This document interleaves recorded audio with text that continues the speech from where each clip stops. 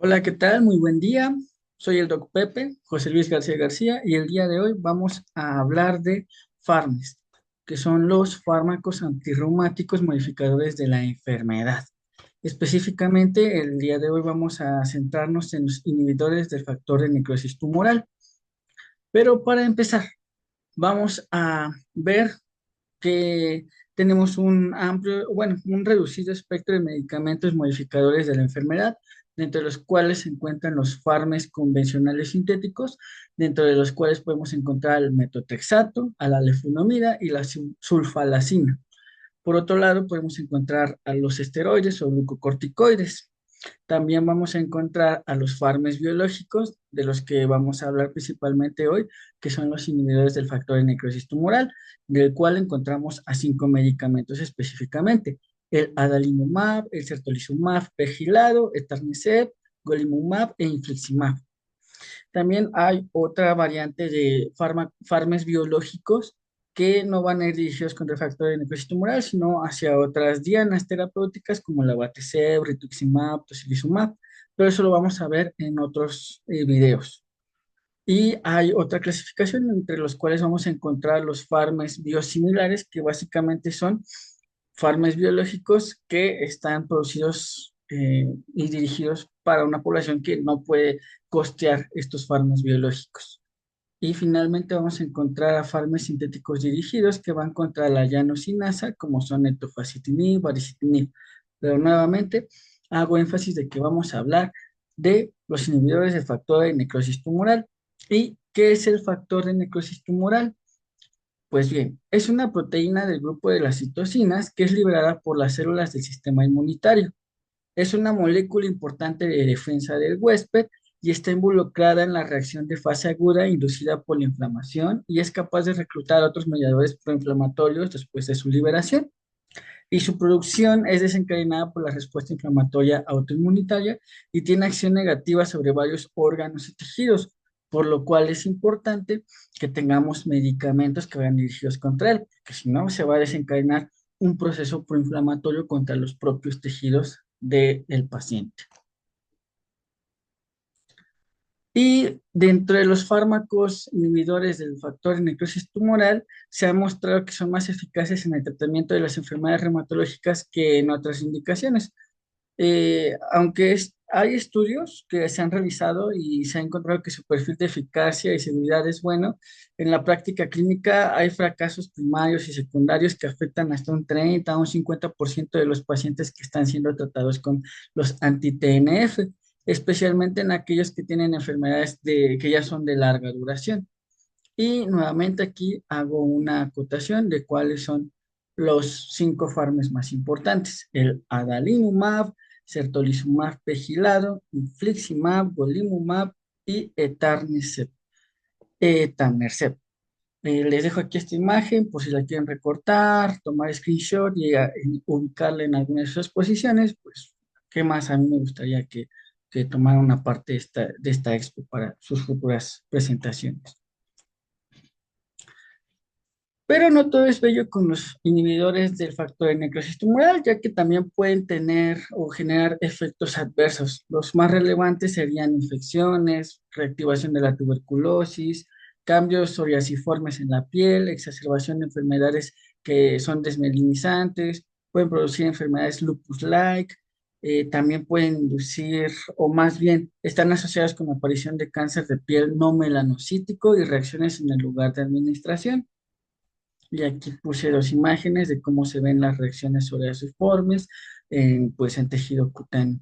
Y aquí se representa de manera esquemática cómo se da la reactivación de la tuberculosis en pacientes que estuvieron expuestos previamente al bacilo.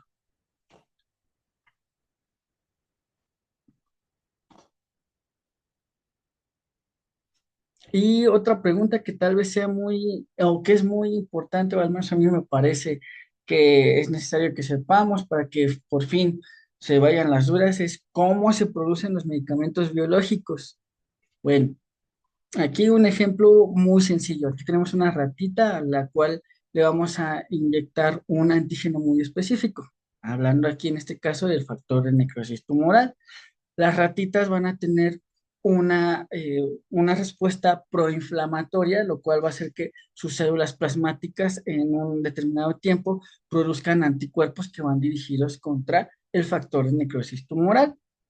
Una vez que se produce esta reacción, lo que van a hacer en el laboratorio es extraer muestras de sangre de esa ratita, en los cuales vamos a obtener las células plasmáticas que están produciendo los anticuerpos contra el factor de necrosis tumoral. Y después lo que vamos a proceder a hacer es aislar esas células plasmáticas y las vamos a unir o vamos a hacer un hibridoma, una célula híbrida. Es decir, vamos a combinar una célula plasmática con una célula tumoral. ¿Qué mejor célula tumoral que una célula de mieloma? ¿Por qué? Las células de mieloma se dedican a producir anticuerpos que son monoclonales de una sola especie y las replican mucho, mucho, mucho. Y como hacen eso, pues acuérdense, es una célula tumoral, es decir, van a tener una replicación descontrolada y técnicamente son células que son inmortales. Por lo tanto, vamos a tener aquí una reserva casi inagotable de células que producen un anticuerpo específico. Entonces tomamos las células plasmáticas de una ratita sana, las combinamos con células tumorales que tienen esas características de replicación y vamos a conjuntarlas y se va a formar una célula que se llama hibridoma. La célula hibridoma va a tener la capacidad de producir estos anticuerpos monoclonales, así, en masa, por lo cual pues vamos a tener una gran fuente para producir anticuerpos y por ende tener medicamentos biológicos y en este caso específicos o dirigidos contra el factor de necrosis tumoral. Pero hay también muchos otros anticuerpos monoclonales que podemos producir de esta misma manera, como serían el rituximab, que van contra CD20, o incluso los anti-interleucina 17, pero eso ya será historia de otro tema. Al menos espero que aquí ya hayamos aprendido cómo se producen los medicamentos biológicos. Y pues continuando con la presentación, ahora sí vamos a hablar de cada uno de los anti-TNF. Antes de pasar a esa imagen, me gustaría que viéramos aquí cómo están conformados molecularmente cada uno de los anti-TNF de los que vamos a hablar y sus características. Por ejemplo, tenemos anticuerpos monoclonales, o sea, completamente que tienen la fracción FAB y la fracción FC, que son el adalimumab y el golimumab. También vamos a tener los quiméricos, que, como por ejemplo el infliximab o el etanercept. Y el más peculiar de todos, que es el certolizumab pegilado, que ha de ser una fracción FC, que es prácticamente una molécula muy distinta a las demás. Ahora hablemos un poco de el etanercept. También tiene nombres comerciales como Enbrel, Benpali o Erelsi. Es una proteína de fusión recombinante y actúa como un receptor soluble al unirse a la porción soluble del factor de necrosis tumoral y bloquea su unión a su receptor. Y aquí tenemos como tiene una fracción FC de IgG1 humanizada que se va a unir por sus dominios extracelulares de receptores del TNF al TNF, que aquí lo tenemos esquematizado en color amarillo. Y tal vez bueno, algo muy importante en qué presentaciones vienen.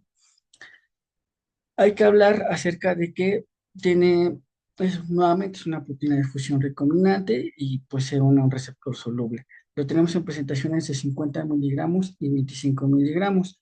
La dosis recomendada va de 25 miligramos, que se puede aplicar 2 veces a la semana o incluso 50 miligramos por semana, o sea, en una sola ocasión. Y pues es de administración subcutánea. Tiene una vida media de 3 a 6 días y tiene mejores resultados cuando lo combinamos con metotrexato. Y hay evidencia en la cual nos habla de que su uso combinado con sulfasalacina puede inducir leucopenia. Aquí tenemos un ejemplo de etanercept en su forma comercial en Brel. Aquí en México está a la venta y tiene un precio de 11,780 pesos, el cual contiene 2 jeringas prellenadas. Entonces, para tomar en cuenta el precio del etanercept y cada cuánto pues debe estar aplicando en un paciente. En promedio, entonces, estaríamos Aquí tenemos el tratamiento para un paciente de 2 semanas, 11,700 pesos en 2 semanas. El siguiente medicamento es el infliximab, que lo podemos encontrar en presentaciones como Remicade, Flixabi, Remsima, Cesli. Es un anticuerpo monoclonal IgG1 quimérico y de hecho fue el primer biológico que se comercializó. La dosis recomendada es en perfusión intravenosa a una dosis de 3 miligramos por kilogramo de peso en pacientes con artritis reumatoide o 5 miligramos por kilogramo de peso en pacientes que tienen artritis psoriásica. Al inicio del tratamiento vamos a dar esos 3 miligramos por kilogramo de peso o los 5 miligramos y después en la semana 2, 6 y posteriormente cada 8 semanas. Se puede dar hasta una dosis máxima de 7,5 miligramos por kilogramo cada 8 semanas. Y también, cuestión interesante, el precio en México. Infliximab está en una presentación de una caja con una ámpula de 100 miligramos que va a estar a la venta en 20,500 pesos. Entonces, nuevamente hagamos la analogía de cuánto le vamos a aplicar al paciente. Por ejemplo, si es un paciente que pesa 60 kilos, 60 por 3 son 18. O sea, le estaríamos aplicando prácticamente dos ampolletas de infliximab. O sea, es algo costoso, pero les insisto, vale la pena. 20,500 pesos y se estaría administrando cada 2 meses. El siguiente medicamento es adalimumab. También vienen presentaciones comerciales como Humira, Amgevita, Julio, Irimos o Imraldi. Este fue el primer monoclonal anti-TNF totalmente humanizado.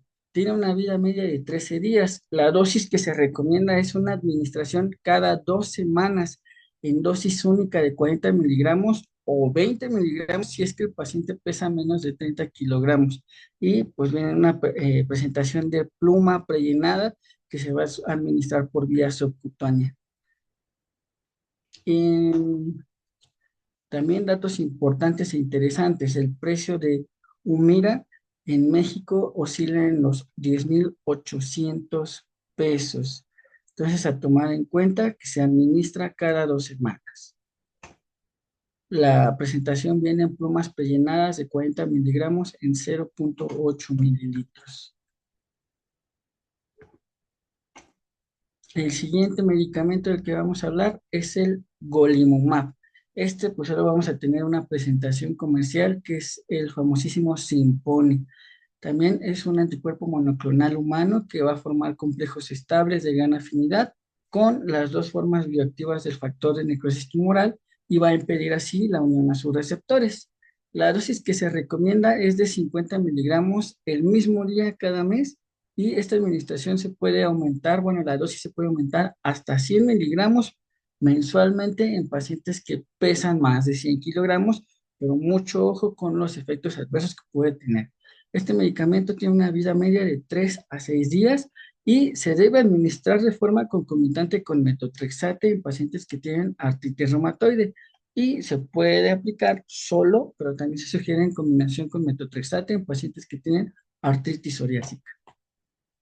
Nuevamente, las presentaciones y los precios son importantes. Entonces, recuerden, golimumab se administra cada mes y viene en una pluma precargada, es más cómoda de utilizar para los pacientes, incluso podemos nosotros enseñarle al paciente a administrárselos. El precio es de 32,690 pesos y pues aquí quien lo está distribuyendo es Janssen. Recuerden, 32,690 pesos al mes para el manejo de este paciente. Finalmente, tenemos el certolizumab pegol o certolizumab pegilado, con nombre comercial de Cimzia. Este es un anti-TNF que está formado por el fragmento Fab de un anticuerpo monoclonal humanizado y está unido a dos moléculas de polietilenglicol. Eso se llama pegilación y este proceso aumenta la vida media de este medicamento hasta 14 días. La dosis recomendada es una dosis de carga de 400 miligramos en la semana 0, en la 2 y en la 4. Posteriormente vamos a dar una dosis de mantenimiento de 200 miligramos cada 2 semanas o 400 miligramos cada 4 semanas, o sea, 400 miligramos de manera mensual. Y muy importante, el certolizumab pegilado es la primera alternativa en pacientes que están embarazadas y en lactancia. El precio de certolizumab es más asequible, o en promedio de los más asequibles, está en 21.853 pesos y se trata de una jeringa prellenada de 200 miligramos y la caja viene con dos jeringas que ya están prellenadas. Finalmente, aquí les presento también un pequeño artículo en el cual se explora la influencia de los niveles de factor reumatoide de base en, en la retención de la administración de medicamento en los pacientes que tienen artritis reumatoide en un estudio multicéntrico y retrospectivo. O sea, de estos medicamentos que ya les presenté, ¿cuál fue el medicamento que fue usado por más tiempo y que mantuvo más controlados a los pacientes con artritis reumatoide? Muy importante, en este artículo nos recuerdan qué es el factor reumatoide. Y el factor reumatoide no es más que una inmunoglobulina del tipo M que va dirigida contra las inmunoglobulinas del tipo G, específicamente en la fracción FC de la inmunoglobulina G. Entonces, nuevamente, un factor reumatoide es una IgM contra la fracción FC de una IgG. ¿Y qué fue lo que se demostró en este estudio? Aquí tenemos 3 líneas de 3 colores y 4 gráficas. Vamos a hablar de cada una de estas. Aquí tenemos pacientes naive o que no han tenido tratamiento previo con ningún anti-TNF en las figuras que tenemos arriba, y en las figuras que están abajo son pacientes que ya reciben tratamiento con medicamentos anti-TNF. En las 4 gráficas vamos a tener pacientes que han recibido etanercept con la línea roja, los que han recibido tratamiento con los anticuerpos monoclonales, como son el golimumab, y los pacientes que han recibido tratamiento con certolizumab pegilado. Estos van a ser de color verde. Y pues vamos a ver que prácticamente no hay diferencias significativas en el porcentaje de retención de tratamiento de los pacientes que fueron naive a tratamiento previo y se les administró cualquiera de estos medicamentos, prácticamente tuvieron resultados semejantes en la retención de medicamentos. Pero en los pacientes que no habían recibido tratamiento previo con ningún anti-TNF y posteriormente se les dio un anti-TNF, se vio que había mayor tasa de retención en aquellos pacientes que tenían tratamientos con la línea azul, es decir, golimumab. ¿Qué diferencia? Y vamos a notar mayor diferencia en las gráficas de abajo, en aquellos pacientes que ya habían recibido tratamiento anti-TNF previo. Aquí vamos a ver que los que tenían un factor reumatoide de menos de 200,